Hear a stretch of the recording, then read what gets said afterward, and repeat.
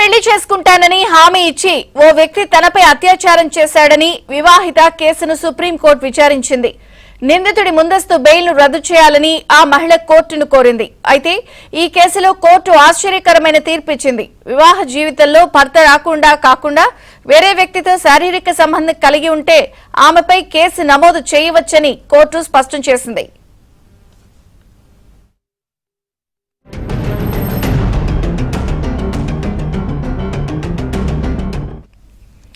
బీహార్ కు చెందిన అంకిత్ బర్నవాల్ ఓ వివాహితతో ప్రేమాయణం నడిపించాడు.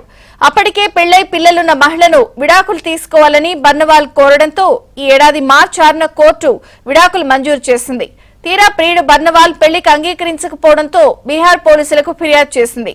అయితే భర్త నుంచి విడాకులు తీసుకున్న తర్వాత బర్నవాల్ ఎలాంటి లైంగిక కార్యకలాపాలకు పాల్పడలేదని విచారణలో తేలడంతో పాట్నా హైకోర్టు బెయిల్ మంజూరు చేసింది.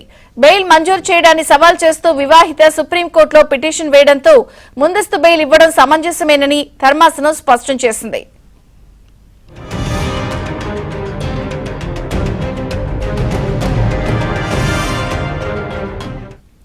వివాహం పేరుతో బర్నవాల్ పలుమార్లు హోటళ్లు, విశ్రాంతి గృహాలకు తీసుకెళ్లారని న్యాయవాది చెప్పగా వివాహిత పదే హోటళ్లకు ఎందుకు వెళ్లారని ధర్మాసనం ప్రశ్నించింది. వివాహితగా ఉంటూనే వేరొకరితో సంబంధం పెట్టుకోవడం నేరమని అది ఆమెకు కూడా తెలుసన్నారు. అందుకు ఆమెపై కేసు నమోదు చేయవచ్చని సుప్రీంకోర్టు స్పష్టం చేసింది.